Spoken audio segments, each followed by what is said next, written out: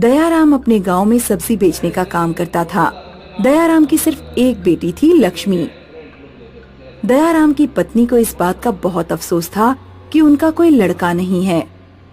लक्ष्मी जब चली जाएगी तो हम दोनों बिल्कुल अकेले पड़ जाएंगे, हमारा घर बिल्कुल वीरान हो जाएगा।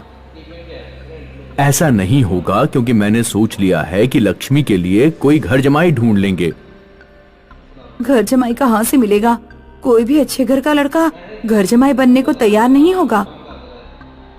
मैंने एक लड़का देख लिया है, अगर हो सका तो मैं कल तुम्हें उससे मिलवाने लाऊंगा। गांव में मिथुन नाम का एक लड़का अक्सर सब्जी बेचने आया करता था।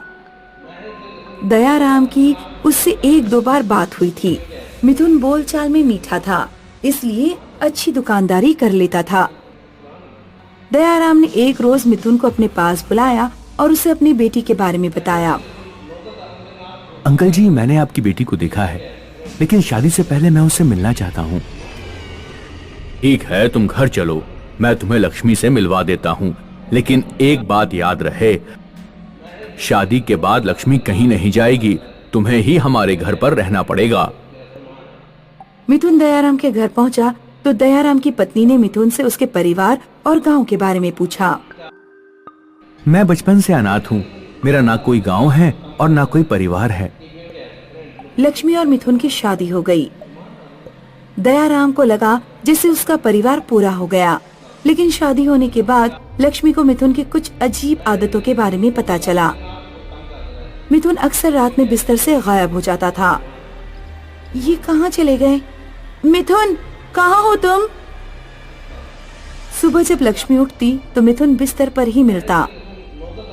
एक रात जब लक्ष्मी की आंख खुली तो मिथुन बिस्तर पर नहीं था। लक्ष्मी उठकर उसे पूरे घर में ढूंढने लगी। आज पता करके रहूंगी कि ये कहाँ जाता है। लक्ष्मी ने देखा कि इस जीने का दरवाजा खुला हुआ है। लक्ष्मी छत पर पहुंची तो उसने देखा कि मिथुन काले कौवों को मांस के टुकड़े खिला रहा है। मिथुन, ये क्या कर रहे हो? और ये मांस के टुकड़े कहाँ से आए? मिथुन पर जैसे लक्ष्मी की बात का कोई असर ही नहीं हुआ। लक्ष्मी ने मिथुन को पकड़कर हिलाया। मिथुन, क्या तुम मुझे सुन रहे हो? पागल तो नहीं हो गए? नीचे चलो। मिथुन ने लक्ष्मी को जोर का धक्का दे दिया और भयानक आवाज में बोला, दिखाई नहीं दे रहा है? अपने भाइयों को खाना खिला रहा हूँ, मांस खत्म होने वाला है, अब तेरा मांस काट कर इन्हें खिलाऊंगा। मिथुन जैसे ही लक्ष्मी की तरफ बढ़ा, लक्ष्मी उठकर नीचे भाग गई। लक्ष्मी ने अपने मम्मी पापा को जगाया। मम्मी पापा उठो, मिथुन को पता नहीं क्या हो गया है, वो अजीब हरकतें कर रहा है। दयाराम अपनी बेटी के साथ छत पर पहुंचा तो छत पर कोई नहीं था, ना कौवे थे ना ही मिथुन। सारे लोग नीचे उतर कर आए तो उन्होंने देखा कि मिथुन बेड पर सो रहा है। लक्ष्मी बेटी, मिथुन यहाँ सो रहा है, तुम्हें कुछ वहम हो गया है, जाकर आराम करो। अगले दिन मिथुन का व्यवहार सामान्य था। लक्ष्मी ने उसे पिछली रात की बात याद दिलाने की कोशिश की तो मिथुन ने कहा कि उसे कुछ याद नहीं है। उस रात मिथुन फिर बिस्तर से गायब हो गया। लक्ष्मी इस बार अपना मोबाइल लेकर कमरे से बाहर गई। उसने सोचा कि वो मिथुन की वीडियो बना लेगी, लेकिन जैसे ही वो कमरे से बाहर निकली तो उसने कुछ ऐसा देखा कि मोबाइल उसके हाथ से छूटकर गिर गया। मिथुन लक्ष्मी के मम्मी पापा के बेड पर खड़ा था और हाथ में हथेलियों की जगह इंसानी खोपड़ियां थीं। मिथुन खोपड़ियों से दयाराम और उसकी पत्नी पर हमला करने ही वाला था, लेकिन लक्ष्मी बुरी तरह चिल्लाने लगी। लक्ष्मी के चीखने की आवाज सुनकर दयाराम और उसकी पत्नी जाग गए। मिथुन ने खोपड़ी मारकर दयाराम को बेहोश कर दिया। इससे पहले कि मिथुन लक्ष्मी की मां को बेहोश करता, लक्ष्मी ने पीछे से डंडा मारकर मिथुन को बेहोश कर दिया। लक्ष्मी ने दयाराम के मुंह पर छींटे मारे तो दयाराम को होश आया। फिर उन सब ने मिलकर मिथुन के हाथ पैर बांध दिए। केसरी खान को बुलाओ, कुछ भूत प्रेत का चक्कर लग रहा है। अगर मुझे ये पहले पता होता कि इस लड़के के साथ कोई समस्या है तो मैं कभी इसकी शादी लक्ष्मी से नहीं करता। केसरी खान एक नंबर का ठग है। जो हो चुका उस पर बहस करना बेकार है। जैसा भी है आखिर है तो दामाद ही ना हमारा। केसरी खान के अलावा हमारे गांव में कोई तांत्रिक नहीं है।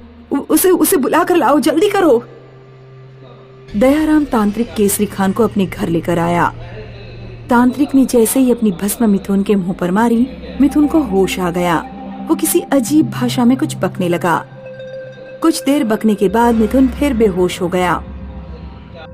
इस लड़के के शरीर में एक शैतानी रूह का प्रवेश है। शैतान अपनी औलाद चाहता है, इसलिए उसने तुम्हारी बेटी से शादी की है। शैतान को मिथुन के शरीर से निकालने का कोई उपाय नहीं है क्या? उपाय है, लेकिन समस्या ये है कि शैतान इस लड़के के शरीर में बचपन से रह रहा है। अगर इसके शरीर से शैतान को निकाल दिया गया तो ये लड़का अपनी पिछली जिंदगी भूल जाएगा। कहा नहीं जा सकता कि फिर ये तुम्हारी बेटी को अपनी पत्नी के रूप में स्वीकार करेगा या नहीं करेगा। आप मिथुन के शरीर से शैतान निकाल दो। वो मुझे अपनाए या ना अपनाए, लेकिन उसकी जिंदगी ज्यादा जरूरी है। तांत्रिक ने मिथुन को 6 महीने अकेले अपने पास रखा। काफी झाड़ फूंक करने के बाद शैतान मिथुन के शरीर से निकल गया, लेकिन फिर मिथुन एक भोले बच्चे की तरह हो गया। उसने लक्ष्मी को पहचाना तक नहीं। मिथुन अपना अतीत खोजने निकल पड़ा। 5 साल बीत गए। लक्ष्मी आज भी मिथुन का इंतजार करती है। आपको क्या लगता है, क्या मिथुन वापस आएगा? हमें एक कमेंट करके जरूर बताएं। अर्जुन इंदौर में रहता था। अर्जुन के पापा हार्ट के पेशेंट थे। एक रात जब अर्जुन अपने कंप्यूटर पर गेम खेल रहा था तो उसे अपने पापा के कमरे से कराहने की आवाज आई। अर्जुन जब अपने पापा के कमरे में पहुंचा तो उसने देखा कि उसके पापा दर्द से तड़प रहे थे।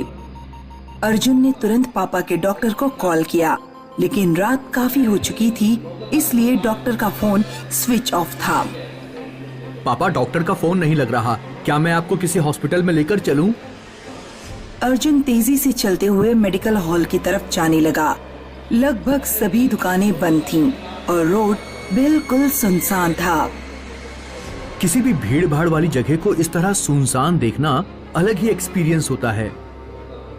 मेन रोड के बराबर में एक पतली गली थी, जिसमें किसी मेडिकल हॉल का साइन बोर्ड चमक रहा था। अर्जुन उस पतली सी गली में मुड़ गया।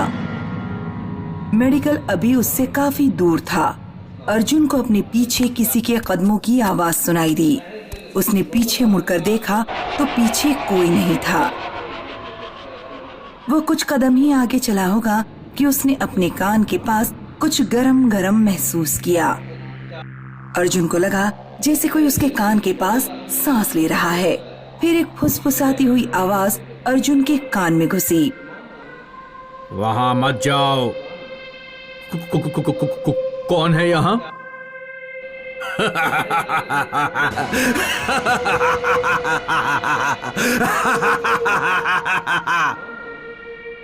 अर्जुन ने भागना शुरू कर दिया और वो जाकर सीधे मेडिकल पर रुका। मेडिकल हॉल काफी बड़ा था। वहाँ एक बूढ़ा आदमी और उसके 2 नौकर थे। बूढ़ा आदमी न्यूज़पेपर पढ़ रहा था और नौकर सफाई करने में लगे हुए थे। अर्जुन ने पर्चा देते हुए बूढ़े आदमी से कहा, अंकल, ये मेडिसिन मिल जाएगी क्या? बूढ़ा आदमी काफी देर तक पर्चा देखता रहा, फिर अपने नौकरों से बोला, राकेश, तुम पर्चे में लिखा सामान यहाँ ढूंढो और पंकज, तुम अंदर स्टोरेज में जाकर चेक करो। एक नौकर मेडिकल से बाहर चला गया और दूसरा मेडिकल के अंदर ही दवाइयाँ ढूंढने लगा। बूढ़े आदमी ने अर्जुन को दुकान के अंदर आकर बैठ जाने को कहा। बेटा, यहाँ आकर बैठ जाओ। स्टोरेज से लौटने में पंकज को टाइम लगेगा। अर्जुन दुकान के अंदर जाकर स्टूल पर बैठ गया। अर्जुन के फोन पर फिर कोई फुसफुसाया, तुम फंस गए। अर्जुन ने फोन में उंगली डालकर जोर से कान हिलाया। क्या हुआ बेटा? क्या कान में कुछ घुस गया है? नहीं अंकल, कुछ नहीं हुआ अंकल। उसके पीछे एक अलमारी थी जिसमें 2 चुड़ैलें खड़ी थीं और अर्जुन की तरफ देखकर मुस्कुरा रही थीं। अर्जुन ने तुरंत गर्दन सीधी करके बूढ़े आदमी को देखना चाहा। बूढ़ा आदमी गायब हो चुका था। अर्जुन स्टूल से उठा और मेडिकल से बाहर भागा, लेकिन नौकर ने अर्जुन का रास्ता रोक लिया। नौकर की शक्ल भयानक हो चुकी थी और उसके हाथ में लंबा खंजर था। नौकर ने मेडिकल हॉल का शटर गिरा दिया और खंजर लेकर अर्जुन की तरफ बढ़ने लगा। पीछे से चुड़ैलें अलमारी से निकल आईं और अर्जुन की तरफ बढ़ने लगी। मुझे जाने दो, मुझे मत मारो, कोई बचाओ मुझे। तभी अचानक किसी ने शटर उठा दिया। चुड़ैल और भूत का ध्यान उस आदमी की तरफ चला गया जिसने शटर उठाया था। अर्जुन ने उस आदमी को देखते ही पहचान लिया। वे अर्जुन के पापा के दोस्त विक्रम अंकल थे। विक्रम अंकल अपने साथ गंगा जल लेकर आए थे। चुड़ैलें और भूत जब विक्रम की तरफ बढ़े तो उन्होंने गंगा जल हाथ में लेकर चुड़ैल और भूत पर छिड़क दिया। दोनों जलकर राख हो गए। विक्रम अंकल अर्जुन को गली से बाहर निकालकर सड़क पर ले आए। अंकल, आपको कैसे पता लगा कि मैं यहाँ पर हूँ? तुम्हारे पापा ने मुझे फोन किया था। तुम अपना मोबाइल घबराहट में घर में ही भूल गए थे। तुम्हारे पापा को जिसका डर था वही हुआ। जब तुम्हारे पापा ने तुम्हें दवा लेने भेज दिया तब उन्हें ध्यान आया कि मार्केट में सिर्फ एक ही मेडिकल हॉल पड़ता है जिस पर भूत प्रेत भटकते हैं। जब हम लोग तुम्हारे बराबर थे और स्कूल में पढ़ा करते थे तो यहाँ एक मेडिकल हॉल असलियत में हुआ करता था। अनिल गुप्ता नाम का आदमी मेडिकल हॉल चलाया करता था। किसी पारिवारिक कारण से उसने और उसके पूरे परिवार ने आत्महत्या कर ली। उसके दो पुराने वफादार नौकर जो कई वर्षों से मेडिकल पर काम करते थे अपने मालिक के मरने का गम बर्दाश्त नहीं कर पाए और वे भी मर गए। उस समय सभी लोगों को उनकी मौत पर बहुत आश्चर्य हुआ। उन्हीं लोगों की आत्माएं आज भी भटकती हैं। आगे एक और मेडिकल हॉल है, मैं तुम्हें वहां ले चलता हूं और आगे भी कभी भी आना हो तो उसी मेडिकल पर जाना, यहाँ मत आना। ये पतली गली हमेशा सुनसान रहती है। उस रात अर्जुन घर लौटा तो उसने डिसाइड किया कि वो लाइब्रेरी जाकर पुरानी न्यूज़पेपर निकलवाएगा और अनिल गुप्ता और उसके परिवार की मौत का कारण पता करेगा।